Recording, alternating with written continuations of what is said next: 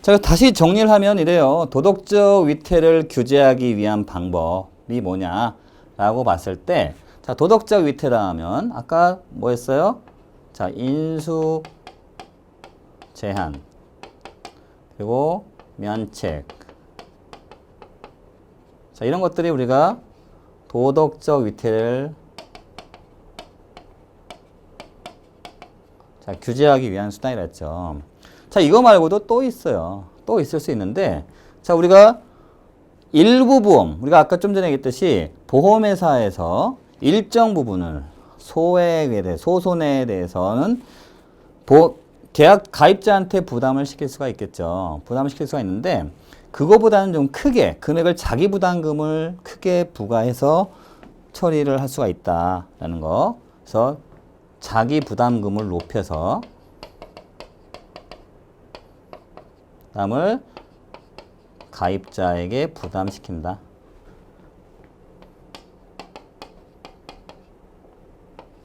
자, 이거를 우리가 뭐 디덕터블, 소손해 면책이라고도 표현하지만 그런 작은 금액이 아니라요. 그거보다는 큰 금액을 가입자한테 부담을 시킴으로써 우리가 도덕적 위태를 방지할 수가 있습니다.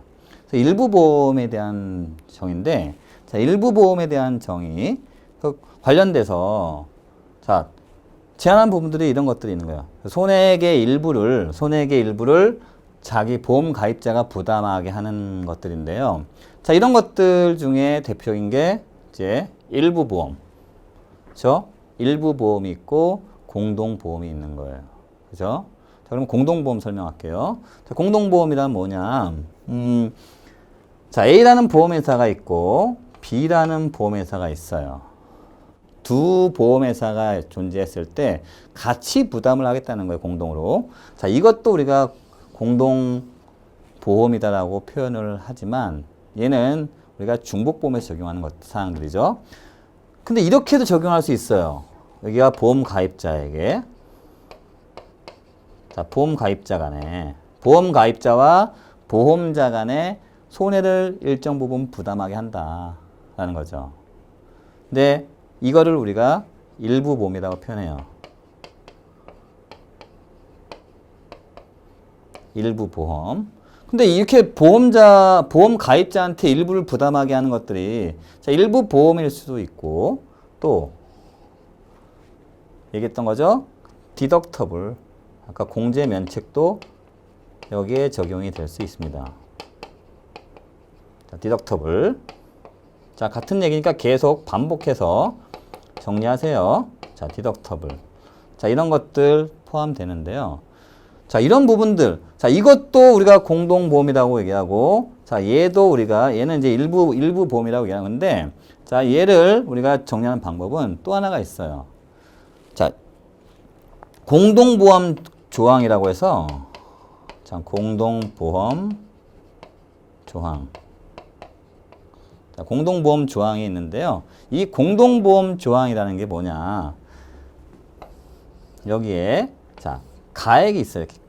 가액이 있으면 이 가액이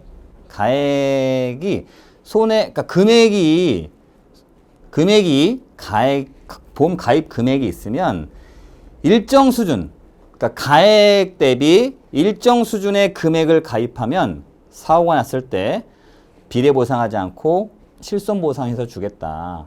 자, 이런 얘기거든요. 그래서 이 부분을 우리가 공동보험 조항이다라고 한다는 거예요. 공동보험 조항. 그래서 도덕적 우리가 위태를 규제하기 위한 방법으로는 자, 언더라이팅이 있을 수 있고 보험금을 부지급하는 면책 조항 그리고 손해액의 일부를 가입자가 부담하는 방법인데 그 부담하는 방법으로서 우리가 일부 보험을 택한다 또는 공제 면책, 소손해 면책, 디덕터블 적용한다 공동보험 적용을 적용한다. 다 같은 얘기예요. 자, 이것들이 우리가 다 공동보험이라고 표현하지만 얘도 공동보험이에요. 근데 이 공동보험 중에 우리가 일부 보험, 얘는 이런 경우에는 일부 보험이라고 하자. 그리고 이런 경우에는 디덕터블이라고 하자. 이런 경우에는 공동보험 조항이라고 하자. 가입 금액이 일정 수준을 가입하게 되면 그 손해를 우리가 실손보상하겠다. 비례보상하지 않고. 자, 이런 것들이 공동보험 조항이니까 자, 이런 부분들을 통해서 우리가 도덕적 위태를 규제할 수 있다라는 거죠. 자, 문제 한번 볼게요. 자, 도덕적 위태를 감수하기 위해서 보험자가 활용하는 방법으로 볼 수 없는 것은 자, 좀 전에 뭐라 했어요? 보험자와 피보험자가 공동보험. 자, 그게 여기서 보험자와 피보험자, 보험 가입자가 공동으로 우리가 보험을 적용한다. 공동보험 조항. 이걸 말하는 거예요. 이거를. 공동보험 조항. 자, 이걸 얘기합니다. 자, 공제는 디덕터블. 자, 여기서 이 보험자와 개인 가입자 간에 이뤄진 이 공제 면책. 요거 디덕터블. 요걸 얘기하는 거예요. 요거를. 엄격한 인수 제한. 당연히 도덕적 위태를 규제하기 위해서 가장 기본적으로 되는 게 인수 제한 있죠? 언더라이팅을 강화한다. 인수 제한. 이 표현도 맞는 얘기입니다. 근데 재보험은 뭐예요? 다시 보험회사가 다시 보험을 또 다시 가입한다는 거잖아요. 이거는 도덕적 위태랑은 관계가 없습니다. 그렇죠? 답은 재보험. 이게 답이 되겠죠. 자, 계속 갈게요. 자, 도덕적 위태를 방지할 수 있는 수단으로 적재하지 않은 것은 계속 도덕적 위태에 대한 부분 나오죠. 도덕적 위태는 계속 나와요. 그러니까 매년 나오는 문제니까 신경을 쓰시고 계속 반복해서 들으셔야 된다는 얘기예요. 어렵지 않아요. 진짜 요건 계속 그 정해져 있는 범위에서 나오는 것들은 계속 나오기 때문에 딱 그것만 확인하시고 정리해 놓으셔도 60점은 맞을 수 있어요. 손해사정이론 진짜 60점 이상 맞기 쉽습니다. 절대 꽈락 맞을 리 없어요. 꽈락 맞으신 분은 공부를 하나도 안 하신 분이에요. 그러면 진짜 찍었거나 공부를 한 번도 안 보셨거나 이제 이런 분들 아니고서는 손해사정이론은요 7차년에 걸쳐서 기출된 기출문제만 반복해서 보셔도 그 해설만 보셔도 60점 이상은 맞을 수 있습니다. 거기에 보험계약법을 좀 공부하시면 중복되는 부분들 있잖아요. 이 중복되는 부분들에 대한 것들 같이 더하시면 70점 이상은 충분히 맞을 수 있습니다. 그러니까 걱정하지 마시고 반복되는 것들이니까 문제를 통해서 계속 반복해서 보시면 충분히 따라오실 수 있다는 거. 자, 이거 19년도에 또 나왔던, 작년에도 나왔던 문제예요. 도덕적 위태 방지할 수 있는 수단 적재하지 않은 거 뭐예요? 실손보상제도 이득금지 원칙 적용하겠다는 거니까 맞죠? 그리고 보험계약자의 해지권 인정. 인수요건 강화, 언더라이팅 강화한다는 얘기죠. 손해사정 시에 조사 강화하겠다. 실제로 조사하겠다는 거잖아요. 다 맞는 얘기예요. 근데 보험계약자의 해지권 인정하겠다. 자, 보험금을 안 주겠다는 거잖아요. 그리고 고지 의무에 대한 관련된 것들 생각하시면 돼요. 고지 의무 위반했을 때 어떻게 해요? 계약을 해지한다는 얘기죠. 누가 해지해요? 보험자가 해지를 한다는 얘기예요. 자, 얘는 계약자가 아니라요. 얘는 보험자. 보험자의 해지권을 인정한다라고 하면 맞습니다. 네, 계약자로 되어 있으니까 얘는 도덕적 위태를 규제하는 방법으로서 틀렸다. 답은 보험 계약자의 해지권을 인정하는 게 답입니다. 자, 계속 갈게요. 자, 다음 중 보기 중 도덕적 위태를 경감 또는 예방할 수 있는 원칙을 모두 고른 것은 자, 얘도 지금 올해 기출된 문제예요. 도덕적 위태에 대해서 계속 나오고 있어요. 매년 나옵니다. 내년에도 나올 거고 내후년에도 나올 거예요. 도덕적 위태는 잘 정리하실 필요가 있는데 자, 문제를 반복하다 보면 도덕적 위태 굉장히 많아요. 문제가. 그러니까 매년 나오니까. 그래서 굳이 걱정 안 하셔도 되고요. 그래서 문제를 통해서 잘 정리하시면 돼요. 자, 도덕적 위태 경감할 수 있는 방법. 자, 수지상등의 원칙. 수지상등의 원칙은요. 자, 내가 낸 보험료가 있으면 자, 보험료가 있으면 자, 지급된 보험금의 합계가 같아야 된다는 거예요. 보험료 100을 걷었으면 지급되는 것들은 또 그거에 일정하게 같아야 된다. 급부 반대 급부의 원칙하고 동일합니다. 그래서 얘는 우리가 도덕적 위태하고는 관계가 없죠. 그럼 피보험이익의 원칙은 뭐냐? 자, 피보험이익의 원칙이란 우리가 피보험이익이 없는 자는 보험 혜택을 받을 수가 없어요. 그러니까 도덕적 위태는 자, 보험 사기를 저질러서 보험 혜택을 받을 수 없는 자가 지금 보험을 받겠다는 거잖아요. 그러니까 피보험 이익의 원칙은 실제로 피보험 이익이 있는 자한테게만 보상을 하겠다. 이게 피보험 이익의 원칙이에요. 자, 부합이 되죠. 그죠? 자, 도덕적 위태를 규제하는 원칙이 적용이 됩니다. 피보험 이익의 원칙 맞고요. 자, 대위의 원칙은 뭐냐? 보험자가 보험금을 지급을 하고 나서 자, 이득을 취한 자한테 구상하겠다, 돌려받겠다 이런 얘기예요. 자, 도덕적 위태로 인해서 보험금을 편취한 자에게 보험금을 돌려받겠다. 이게 우리가 대위의 원칙 맞죠? 그래서 얘도 해당이 됩니다. 답은 이것에서 나왔네요. 답은 2번이에요. 자, 2번. 자, 근데 자, 위험 보편 원칙은 뭐냐? 위험 보편의 원칙은요. 자, 여러 가지 이렇게 원인들이 시간의 순차대로 여러 가지 원인들이 이렇게 있으면 그로 인해서 우리가 보험 사고가 발생했다. 자, 사고가 발생했다라고 하면 이 순차적인 거에 따라서 자, 보상이 되냐 안 되냐를 결정하는 거예요. 되냐 안 되냐 결정하는데 자, 만약에 상해 사고 입장에서는 자, 상해 사고가 있고 이 중간에 질병이 원인이 됐다. 근데 우리가 보험 사고는 사망 사고다. 상해 사망 사고다.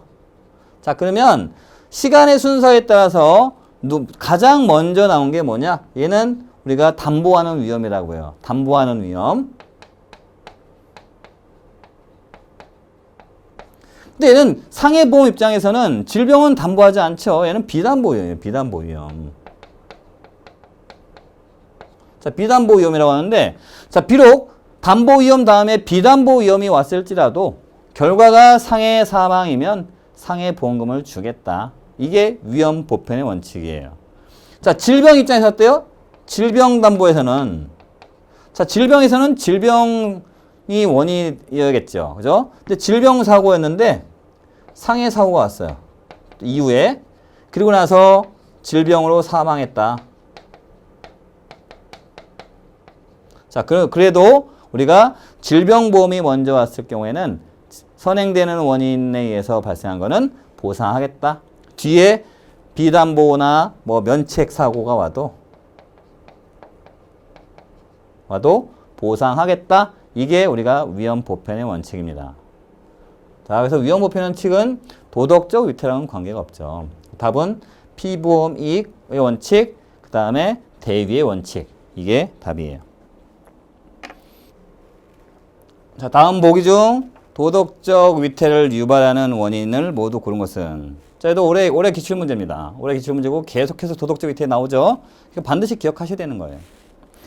자, 원인 볼까요? 자, 부정적이다.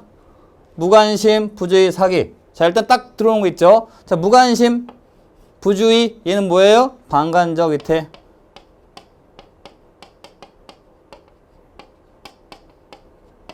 자, 다른 말로 정신적 위태. 이렇게 얘기하죠. 그러니까 얘는 딱 답이 다 나왔어요. 그럼 아닌 거 이제 2개 남았는데 2개 부정적하고 사기는 우리 보험 사기 떠올리면 됐죠. 도덕적 위태, 도덕적 위태 이꼴 보험 사기. 자, 이렇게 정리하면 사기는 맞아요. 자, 부정적은 뭐냐? 부정적이라는 거는 자, 보험에 대한 인식들이 잘못되어 있는 거예요. 그러니까 보험에 대한 인식이 잘못되어 있는 거.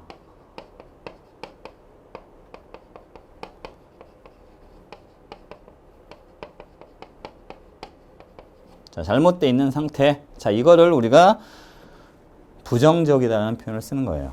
부정적이다. 자, 그래서 답은 뭐예요? 부정적 사기. 자, 결국은 2번이 되겠죠? 그렇게 어렵지 않습니다. 이런 것들은 바로바로 맞춰주셔야 돼. 이런 것들은 틀리시면 안 됩니다. 그래서 계속 반복해서 나오기 때문에 좀만 신경 써주시면 돼요. 자, 이제 이번 부분도 얼마 안 남았어요. 힘내시고. 자, 리스크와 페릴, 하자드에 대한 설명으로 적절하지 않은 것은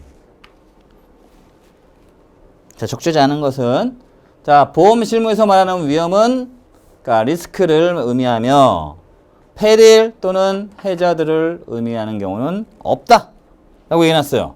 자, 일단 문제를 딱 보시면 자, 쉽게 구분할 수 있는 방법이에요.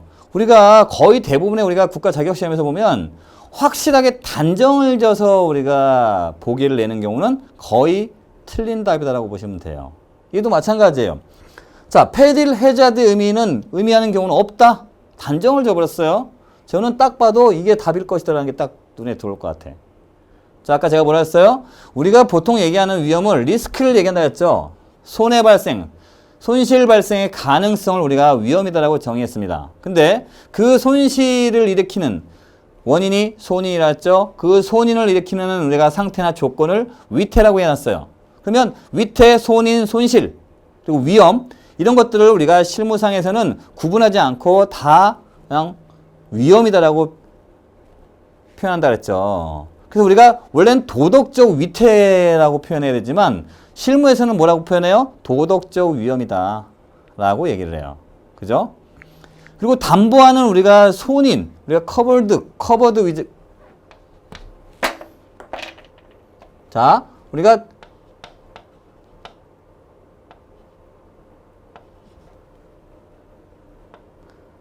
자, covered to peril. 자, 이런 식으로 우리가 담보 손인이라는 표현을 쓰는데, 자, 담보 손인이라고 하고 우리가 담보 위험이라고 표현한단 말이에요. 자, covered risk. 자, 이런 식으로 우리가 표현을 하는 경우들이 다반사라는 얘기죠. 그래서 우리가 일상 실무에서는 자, 위험을 우리가 리스크를 의미하는 거지만 실제로는 페릴이나 우리가 위태, 해저드를 혼용해서 쓰고 있다가 답이에요. 근데 얘는 의미하는 경우가 없다라고 했으니까 아마 1번이 답일 겁니다. 자, 위험이란 손해 가능성. 아까 위험하면 딱 떠오르는 거 뭐 있었어요? 가능성, 손해 발생 가능성, 그리고 불확실성, 확률. 좀 정리하는 거예요, 지금요. 자, 손해 불확실성, 그 다음에 손해 가능성. 다 나오죠? 우리가 위험을 정의하는 표현이에요. 자, 보험이나 위험관리에서 위험이란 손해가 가능한 상태, 그리고 손해 가능성 있는 존재한 상태. 자, 얘는 뭐예요? 자, 손해 가능한 상태. 방금 전에 했던 거, 우리 위태, 이게 위태. 손해 가능성이 존재하는 상태, 얘도 위태. 얘는 물리적 위태를 얘기하는 거, 물리적 위태. 그래서 우리가 위태에 대한 표현도 우리가 보험 관리에서는, 보험의 위험의 관리 측면에서는 우리가 위험이다라는 표현을 쓴다라는 거죠. 그리고 위험은 실제적인 관리 대상으로 삼기 위해서는 분석 및 측정이 가능해야 된다. 자, 위험을 우리가 측정하고 관리해야 된다는 건 뭐예요? 보험자 입장에서 우리가 위험 측정하고 관리해야겠죠. 그런데 관리가 안 되고 우리가 측정할 수 없는 거라면 보험자가 관리할 수가 없죠. 그래서 위험은 철저하게 분석 및 측정이 가능해야 된다라는 요건이 부합이 돼야 돼요. 자, 그러면 답이 자, 절대 없다?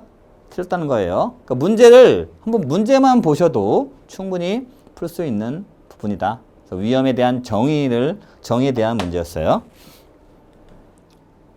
자, 이제 마지막 요번 단원의 아마 마지막 부분이에요. 우리가 위험과 그리고 그 위험의 유사 개념이라고 하는 손인, 페릴, 해저드, 로스에 대한 부분에서 우리가 마지막 부분인데, 자, 로스에 대한 부분이에요. 로스란 뭐냐? 우리가 손해라고 표현해요. 로스. 자, 로스. 그래서 얘는 우리가 손해라고 표현하기도 하고요. 또는 손실이라고 표현하기도 합니다. 자, 손해냐, 손실이냐, 다 같은 개념이에요. 근데 이 로스, 우리 손해에 대해서는 우리가 보통은 크게, 자, 일반적인 손해. 얘는 통상 손해라고 표현해요, 법에서.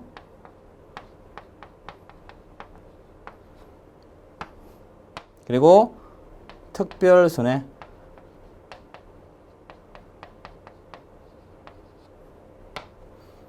최근에 이제 많이 이슈가 되고 있는데, 자, 징벌적 손해. 자, 이렇게 구분할 수가 있어요. 근데 이게 지금 시험 문제에 나온 거예요, 올해 올해 시험 문제 나왔는데요. 자, 법률적 배상 책임에 대한 금전 보상과 관련하여 아래 보기에서 설명하고 있는 손해의 종류를 올바르게 짝지은 것은 내가 돼 있어요.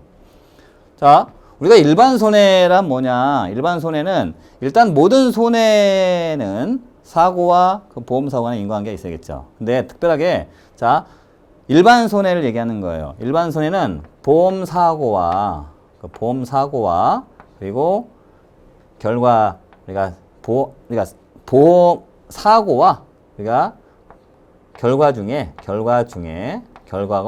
서로 인과관계가 있어야 돼.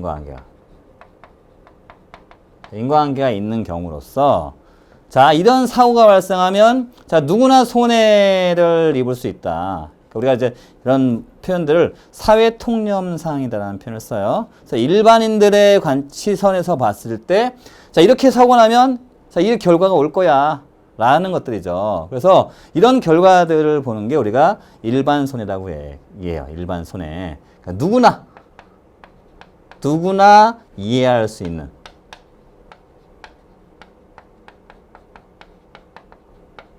자, 손해다 라는 거죠. 자, 이럴 때 우리가 일반 또는 통상 손해라고 얘기를 하는데 자, 그에 비해서 우리가 특별 손해는 뭐냐? 특별한 사정이 있어서 발생한 손해겠죠. 특별한 사정에 의해서 발생한 손해. 자, 근데 일반 손해, 우리가 통상 손해는요, 보통 우리가 정신적 손해와 재산적인 손해. 자, 이렇게 구분을 합니다. 이렇게 구분을 하는데요. 자, 특별한 손해는, 자, 일반 손해, 통상 손해가 아니면서 특정한 사정, 특별한 사정에 의해서 발생한 손해를 얘기한다라는 거고, 징벌적 손해는 자, 이런 뭐 해당되는 건 없는데 얘가 괘씸하니까 그 너의 행한 행위로 인해서 배상을 할 경우에 자, 더 가중해서 주겠다. 우리가 제조물 책임법이라고 하는 것들이 이제 지정됐을 때 여기서 우리가 가중 처벌 조항을 두어서 이제 개정이 됐는데요. 징벌적 손해라는 것도 있어요. 그래서 이런 기준들을 가지고 이제 문제를 풀어보면 이제 이런 거예요. 자, 손해, 그러니까 고통, 괴로움, 정신적 피해, 위자료의 손실 등 구체적으로 그 양을 측정할 수 없는 손해에 대한 보상이다. 이게 좀 문제가 조금 헷갈릴 것 같지만 자, 얘는 다 표현들이 뭐예요? 지금 고통, 괴로움, 정신적 피해, 위자료. 왜 정신적 위자료 얘기하는 정신적 손해 얘기하는 거예요. 그래서 여기서 보시면 자, 누구나 이해할 수 있는 손해 중에 일반적인 손해 중에 자, 정신적 손해가 해당이 된다 그랬죠. 그래서 얘는 정신적 손해 항목 중에 위자료를 얘기하는 거예요. 자, 그래서 위자료. 자, 위자료가 우리가 정신적 특별 손해죠. 일반 손해지, 일반 손해. 그래서 일반 손해에 해당이 된다라는 거. 근데 문제는 올해 이 문제 중에 가장 이게 이슈가 많았던 것들인데 자, 이거 얘기하는 거지. 의료 비용이나 소득 손실, 손상 재산의 수리 비용 등 일반적으로 쉽게 화폐로 측정할 수 있는 손해에 대한 보상. 자, 이렇게 예시를 들어놨어요. 그러니까 이게 지금 일반 손해냐, 특별 손해냐, 막 이런 부분들 가지고 논란이 굉장히 지금도 많이 일어나고 있는데요. 자, 이거는 자, 단순하게 이 내용만 보면 얘는 우리가 일반 손해 중에, 자, 일반 손해 중에, 통상 손해 중에 재산적인 손해를 의미해요. 재산적인 손해. 근데 이 출제를 내신 교수님의 의도를 보면 자, 답은 지금 4번인데요. 지금 그럼 2번이 지금 특별 손해라는 얘기잖아요. 이 특별 손해라고 본 근거가 있어요. 자, 우리가 대법원 판결이나 이런 것들에 나와 있는 것들 아마 기초에서 내셨을 것 같은데요. 자, 상황은 뭐였냐면 자, 전봇대를 우리가 전신줄을 차량에 가서 들이받고 사고가 났어요. 전신줄을 들이받으니까 그 전신줄을 들이받고 나서 그 주변 일대에 전기가 다 정전이 된 거죠. 그러니까 정전이 돼서 결국은 그 주변에 있는 축사에 동물들이 다 죽었어요. 손해가 발생했잖아요. 그 손해가 발생을 했고 그리고 그로 인해서 우리가 영업 손실이 발생한 거죠. 그러니까 이거를 우리가 대법원 판결에서 얘를 통상적이지 않다. 얘는 특별 손해에 해당한다. 이런 우리가 판결이 있는데 아마도 이 문제 출제하신 이 교수님은 이거를 우리가 특별 손해로 보신 것 같아요. 그래서 이 문구만 딱 보면 우리가 재산적 손해에 해당하는 게 맞아요. 그러면 2번도 B번도 우리가 일반 손해라고 볼 수 있겠지만 이 출제자의 의도, 우리가 출제자의 의도를 알아야 되니까 그러면 이 부분은 우리가 특별 손해에 해당이 된다라고 보시면 됩니다. 자, 3번은 뭐냐면 실제 발생한 피해를 보상하기 위한 목적이 아니라 바람직하지 못한 행위를 가해자에게 예외적으로 형벌의 의미를 준다는 거잖아요. 형벌의 의미, 형벌 떠올리면 징벌적 배상을 떠오시면 돼요. 징벌적 배상. 징벌적 손해다. 답은 4번이 되는 거예요. 4번이. 자, 그래서 여기까지 우리가 위험과 위험의 유사 개념, 위태, 손인, 손해, 로스까지 우리가 전체적으로 아우르는 내용으로 문제를 풀어봤어요. 그래서 기초적인 내용이고요. 이제 아직 시작 안 한 단계예요. 위험에 대해서 대략적으로 살펴봤고, 그러면 이제 위험에 대한 정의, 우리가 지금 정의를 이제 이 시간에 살펴봤다면, 자, 다음 시간에는 우리가 위험을 어떻게 분리할 거냐, 그리고 그 위험에 대해서 어떻게 관리를 할 거냐, 자, 이런 측면에서 다음 시간에 진행이 될 거예요. 그래서 오늘은 위험과 그 위험의 유사 개념에 대해서 정리하는 시간이었습니다.